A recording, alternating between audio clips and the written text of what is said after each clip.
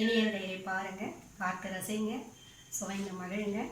இப்போ நான் உங்களுக்கு தினை வெண்பொங்கல் செய்ய போகிறேன். அதுக்கு தேவையான பொருட்கள்: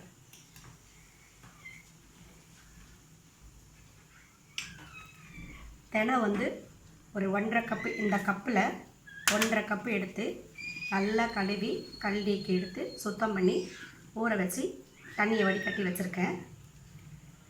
அதுக்கு ஒரு அரை பங்கு பச்சை பயிறு, பாசிப்பருப்புன்னு சொல்லுவீங்களா, அந்த பாசிப்பருப்பு கழுவி ஊற வச்சுருக்கோம். தேவையான நெய் கொஞ்சம், எண்ணெய் கொஞ்சம், தாளிக்கிறதுக்கு மிளகு, சீரகம், இஞ்சி, 2 பச்சை மிளகாய், தேவையான அளவு உப்பு, முந்திரி, கருவேப்பிலை. இப்போது கேஸை பற்ற வச்சு சமைக்கலாங்க.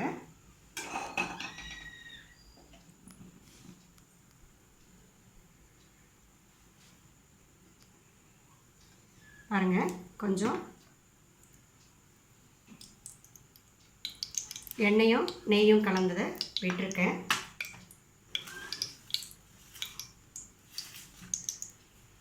நம்ம சாதாரண பொங்கல்லாம் செய்யும்போது கடைசியாக தாளித்து கொட்டுவோம்.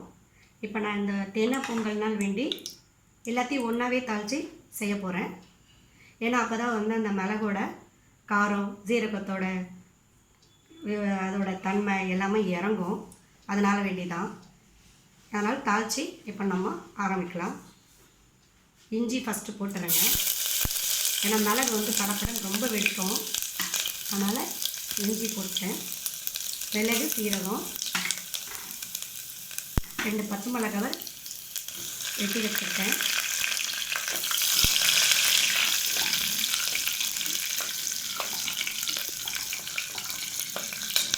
பாருங்களா எப்படி வெடிக்குது. தள்ளி நின்றுக்கோங்க, செய்யும்போது மேலே பட்டுடும். இப்போ முந்திரி கொஞ்சம், கருவேப்பிலை கொஞ்சம், பாசிப்பருப்பையும் போட்டுடலாம்.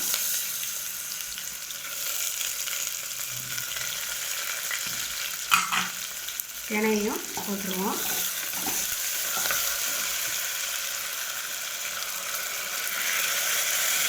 நல்லா ஊற வச்சு செஞ்சோம்னா தினை ரொம்ப அதிகமாக கிடைக்கும். வேகிறதுக்கும் கொஞ்சம் ஈஸியாக இருக்கும். இல்லை பச்சரிசி பொங்கல் சாப்பிட்ருக்கோம்.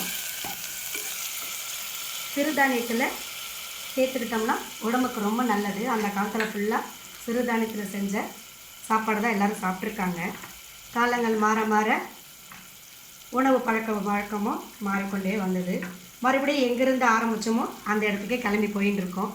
இதில் நாமளும் கூட சேர்ந்து போகலாம்.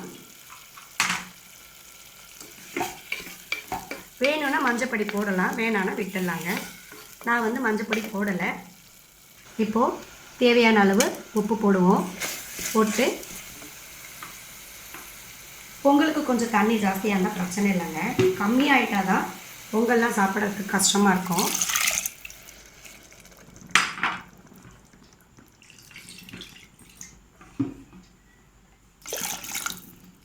இப்போ நான் 1.5 கப்பு தினை இல்லைங்களா, அதனால் அதை விட 2 மடங்கு நான் அதிகமாக வச்சுருக்கேன்.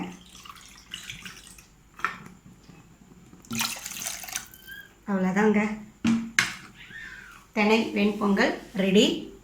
இப்போது அதை மீதி இருக்கிற நெய்யும் மேலே விட்டுடுவோம்.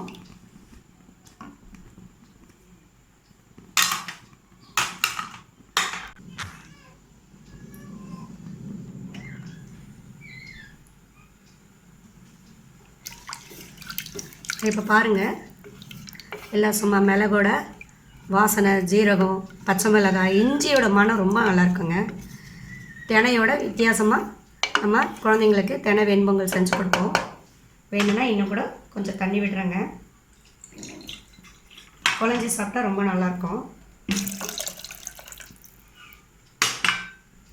இப்போது மூடி போட்டுருவோம்.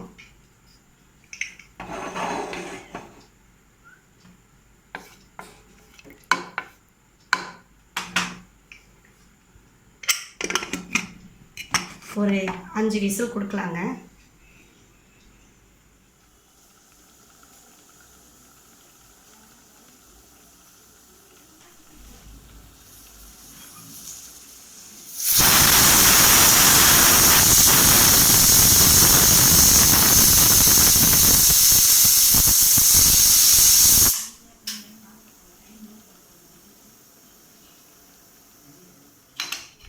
இப்போது காற்று போயிடுச்சு.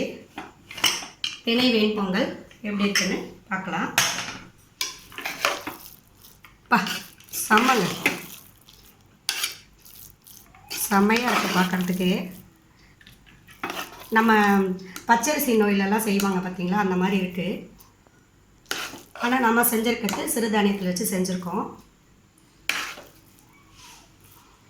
இதுலேயே வெல்லம் போட்டு செஞ்சால் தினை வெள்ளை பொங்கல்.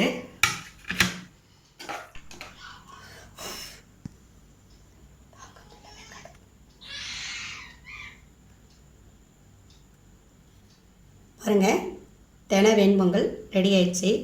அதில் இருக்கிற இஞ்சி மணம், முந்திரியோட டேஸ்ட்டு, மிளகு, சீரகம், கருவேப்பிலோட வாசம், மெயினாக சொல்லணும் தினையோட அந்த பாசி பருப்பும் கலந்து ரொம்ப மணமாக இருக்குது. நீங்களும் ட்ரை பண்ணி பாருங்கள், உங்களுக்கு பிடிக்கும்னு நினைக்கிறேன்.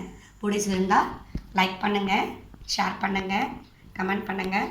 மறக்காமல் இனியல் டைரிக்கு சப்ஸ்கிரைப் பண்ணுங்கள். உங்களை நான் அடுத்த நல்ல ஒரு உணவோடு வந்து சந்திக்கிறேன். நன்றி, வணக்கம்.